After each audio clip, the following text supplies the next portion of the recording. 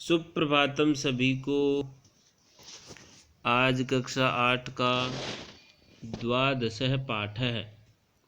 कः रक्षति क रक्षिते। कौन रक्षा करता है, किसकी रक्षा करता है, पाठ है। इसमें हम पढ़ेंगे क्या इसके अंदर मूल भावना, उसको देखते हैं। प्रस्तुत पाठ स्वच्छता तथा पर्यावरण सुधार को ध्यान में रखकर सरल संस्कृत में लिखा गया है। यह एक संवादात्मक पाठ है। संवाद माने दो जने आपस में बात करेंगे, उसके माध्यम से आपको समझाएंगे हम अपने आसपास के वातावरण को किस प्रकार स्वच्छ रख सकते हैं। यह भी ध्यान रखें कि नदियों को प्रदूषित न करें, वृक्षों को न काटें, अपितु अधिकाधिक वृक्षारोपण करें और धरा को सस्य श्यामला बनाएं। प्लास्टिक का प्रयोग कम करके पर्यावरण संरक्षण में योगदान करें। इन सभी बिंदुओं पर इस पाठ में चर्चा की गई है। पाठ का प्रारंभ कुछ मित्रों की बात से होता है जो सायंकाल में दिन भर की गर्मी से व्याकुल होकर घर से बाहर निकलते हैं। उनकी वार्तालाप के माध्यम से इस पाठ में समझाया गया है। ग्रीष्मर्तौ सायंकाले विद्युद्भावे प्रचंडोष्णा पीड़िता वैभव गृहात् निष्क्रामयति। ग्रीष्म ऋतु में, गर्मी के दिनों में, सायंकाले शाम के समय, विद्युत भावे बिजली कट जाने के कारण, प्रचंड उष्णा तेज गर्मी के कारण, पीड़ित व्याकुल वैभव गृहात् निष्क्रामयति घर से बाहर निकला। वैभव है, अरे परमेंदर अपि त्वमपि विद्युत भावेन पीड़ित बहिरागत। अरे परमेंदर, तू भी बिजली के कट जाने के कारण गर्मी से व्याकुल होकर के बाहर आ गए हो।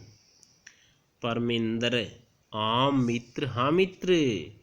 एक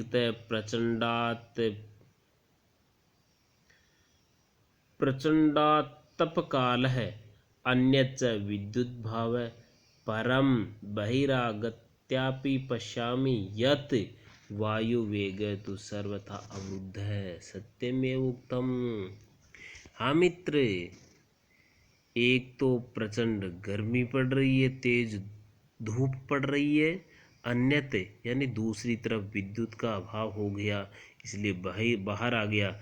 और बाहर आकर के पश्यामी देखता हूँ, यह तो वायु वेग तो सर्वथा अवरुद्ध है। वायु तो बिल्कुल चल ही नहीं रही है, वायु तो रुकी हुई है। सत्यमेव उक्तम, किसी ने सत्य ही कहा है। प्राणिति पवनेन जगत सकलम सृष्टि निखिला चैतन्यमयीं क्षणमपि न जीवेत अनेन विना सर्वातिशायी मूल्य पवन। सबसे अधिक मूल्यवान है पवन। पवन मानी हवा। हवा के बिना आदमी जीवित नहीं रह सकता। इस बात को पुष्ट करता हुआ यह श्लोक कहता है, प्रीणीति पवनेन जगत सकलम, पूरे संसार को पवन से, हवा से प्रेम करना चाहिए, प्रेम से रखना चाहिए, अर्थात हवा से लगाव रखना चाहिए। क्यों? क्योंकि सृष्टि निखिलम चैतन्य में, यदि सृष्टि के अंदर चेतनता है, जागृति है, वो किसके द्वारा है? पवन के द्वारा। हवा से ही लोग जीवित रहते हैं। हवा के बिना क्षणमपि न जीवेत अनेन विना, एक क्षण भी हम इसके बिना नहीं रह सकते। इसलिए सबसे अधिक मूल्यवान है पवन।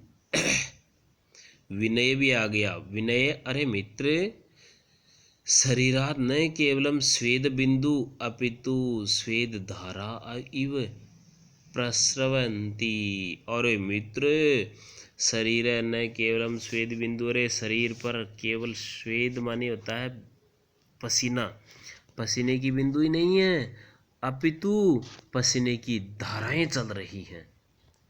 स्मृति पथम आयाति, स्मृति पथम, स्मृति पथ यानी मुखमंडल से होकर के नीचे जा रहे हैं। शुक्ल महोदय रचित श्लोकम, स्मृति ग्रंथों में शुक्ल महोदय के द्वारा रचित एक श्लोक भी है।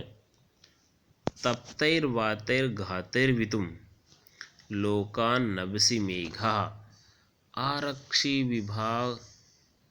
विभाग जना इव समय नैव दृश्यते। अर्थात तपते वातार घातई, तेज तपती हुई हवा के प्रवाह से लोका नभसि मेघा, इस सभी लोग आकाश में मेघों को देखते हैं। अर्थात बरसात होगी तो हमें इस तेज गर्मी से कुछ राहत मिलेगी। आरक्षिता विभाग जना इव, आरक्षित, आरक्षी माने होता है पुलिस वाले, विभागों की तरह, इव समय नैव दृश्यते, अर्थात जिस प्रकार से पुलिस के आ जाने पर लोग तितर बितर हो जाते हैं, उसी प्रकार गर्मी के आ जाने पर भी बादल भी इधर उधर तितर बितर हो जाते हैं, लुक जाते हैं, छुप जाते हैं। धन्यवाद बच्चों, आगे का पाठ अपन कल देखेंगे, आज इतना ही।